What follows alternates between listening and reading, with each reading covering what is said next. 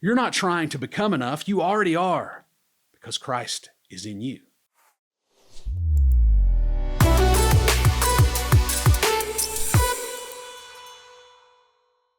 Every man asks it, even if he never says it out loud. Do I have what it takes? You've asked it at work when they passed you over for that promotion. You've asked it in your marriage when she looked at you with disappointment in her eyes. You've asked it when your kids needed something from you and you felt empty. You asked it when life hit harder than you expected and you weren't sure you would get back up. And if you're honest, if we're really being honest here, you've asked it with God. Lord, am I enough?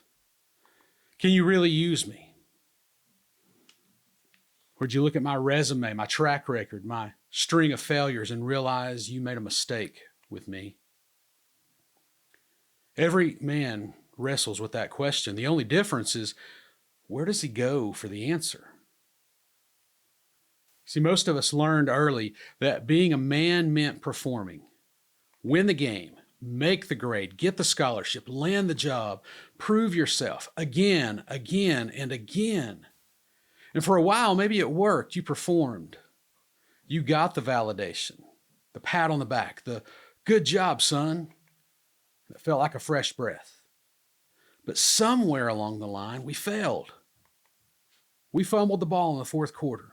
We didn't make the cut. We lost the job. We said the wrong thing at the wrong time. We disappointed someone who mattered. We heard a message. Maybe it was from a coach. Maybe it was from a boss, or maybe it was even your dad. A message that said, you don't have what it takes. Maybe nobody said those exact words, but you felt it. You saw it in their eyes. You heard it in the silence. That wound, it's been driving us ever since. So we hustle, we grind, we overwork, we overexplain. We act confident on the outside while we're quietly terrified on the inside of being exposed as the fraud that we think we are. We become slaves to the approval we never got, and we spend our lives trying to earn something we should have been given freely. And brother, that's exhausting. You're tired because you were never meant to carry that weight. Here's the lie that most men believe. When I finally get it right, when I fix my issues, clean up my act, become the man I should be, then I'll have what it takes. Then God will be pleased with me. Then I'll be enough. So we live in this constant state of almost good enough, almost there, almost worthy. And the enemy loves that because a man who doesn't know his identity is a man who can be controlled, a man who can be manipulated, a man who could be sidelined.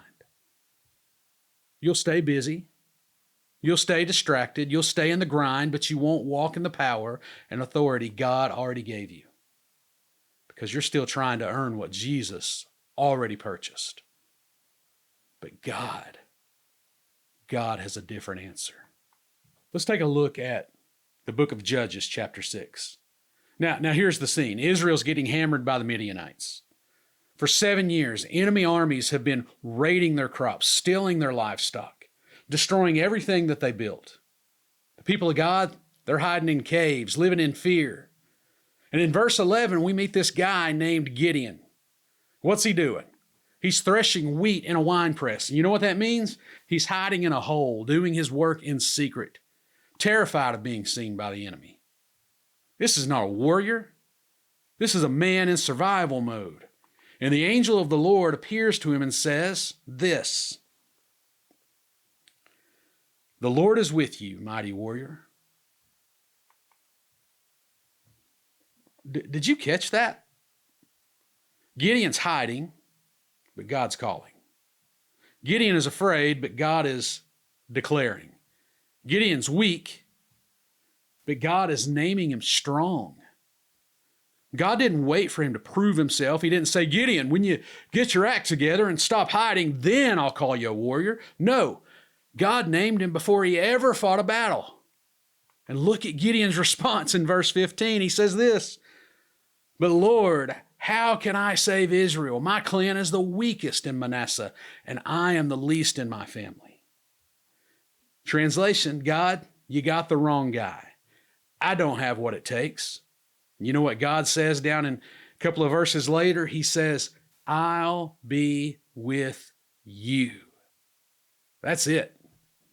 That's the answer. We don't have to wait on what it takes. But God with you, that changes everything. You jump into the New Testament, Matthew chapter 3, Jesus, he's about to start his public ministry. And he walks into the Jordan River to be baptized by John. And when he comes up out of the water, the heavens open, the Spirit descends like a dove, and the Father speaks. And he says, "This is my beloved Son, in whom I am well pleased." Now think about the timing here. Jesus just starting his public ministry. He's not preached his first sermon. He hasn't healed anyone. Jesus, he hadn't done a single miracle. He hasn't earned anything. And yet the Father declares, "I'm pleased with you." Identity always comes before activity. Validation comes before victory. Sonship comes before service. You don't earn manhood from your Father. You receive it. And once you know who you are, you can walk into what you're called to do. Jesus didn't go into the wilderness and face the enemy trying to prove he was the Son of God. He went knowing he was the Son of God. And that's why every temptation the devil threw at him bounced off this, "If you are the Son of God." Jesus didn't take the bait because he already knew the answer. Here's what separates Christianity from every other religion, every other system, every other way of trying to be enough. Every other system says, "Do this, then you'll be accepted." The gospel says, you're already accepted. Because of that, go do. Paul makes it crystal clear in Ephesians chapter 1. He says this, "In love, he predestined us for adoption to himself as sons through Jesus Christ, according to the purpose of his will, to the praise of his glorious grace, with which he has blessed us in the beloved." Did you hear that? Before you did anything, while you were still a sinner, dead in your trespasses, God chose you. God adopted you. God made you his son, not because you earned it, but because of Jesus. Paul wrote again in Ephesians 8:15, he says that we didn't receive a spirit of slavery to fall back into fear. We received the spirit of adoption, and by him we cry out, "Abba, Father." You are not an employee trying to keep your job with God. You're a son. And sons don't earn their position, they inherit it. So when the enemy whispers, "You're not enough," you look him in the eye and you say, "You're right. I'm not.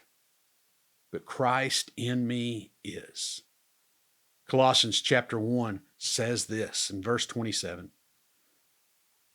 Christ in you, the hope of glory. 2 Corinthians 5:21, he made him who knew no sin to be sin on our behalf so that we might become the righteousness of God in him. You are enough because he is enough and he lives in you. So what do we do with that? How does this change the way we live? We stop fighting for validation and we start fighting from validation. You're not trying to become enough. You already are because Christ is in you. That means you can lead your family with peace instead of control. You can work hard and pursue excellence without being defined by success or being destroyed by failure. You can love your wife without needing her to constantly affirm you're doing it right. You can raise your kids without performing for their approval or living in fear of screwing them up. You can take risks in obedience to God without the outcome determining your worth. You can confess sin without shame crushing you. Because your identity isn't in performance. It's in His finished work. You can rest. You can truly rest, not because everything's perfect, but because you're secure. Your Father already said you have what it takes because I'm with you. Men, listen to me. God made you on purpose for a purpose. He didn't accidentally create you. He didn't look at you and go, well, I guess I'll work with this. He formed you. He knew you before you were born. He wrote down every day of your life before one of them came to be. And He said, this man, with all his strength and weaknesses, his victories and failures, his highs and lows, this man is mine, and I'm going to use him. The question isn't, do I have what it takes? The real question is, do I believe what God has already said about me? Do you believe you're His son? Do you believe you're forgiven? Do you believe He's with you? Do you believe His grace is sufficient? Do you believe His power is made perfect in your weakness? Because if you believe that, if you really believe it, it changes everything. So here's my challenge to you today. Stop chasing affirmation from a world that never gives it freely. Stop performing for people who will never be satisfied. Stop trying to earn what Jesus already died to give you. Start walking in the identity your Father already declared over you. You are His son. You are forgiven. You are chosen. You are equipped. You are called. You are enough.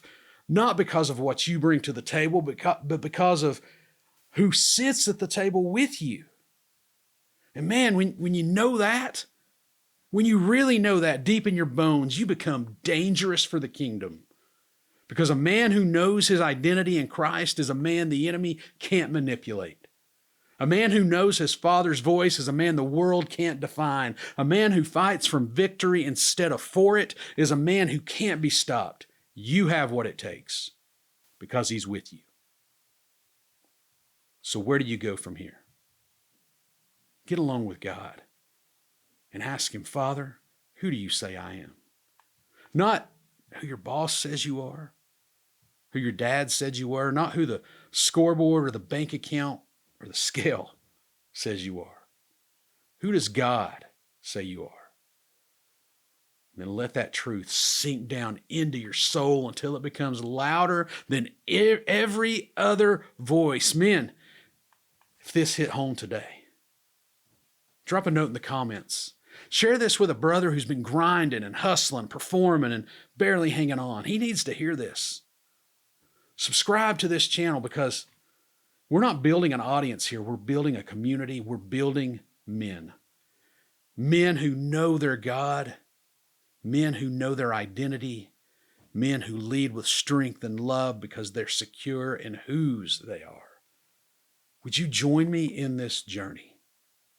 I'm Greg Rains, and this is God Made Man. Now let's go get after it.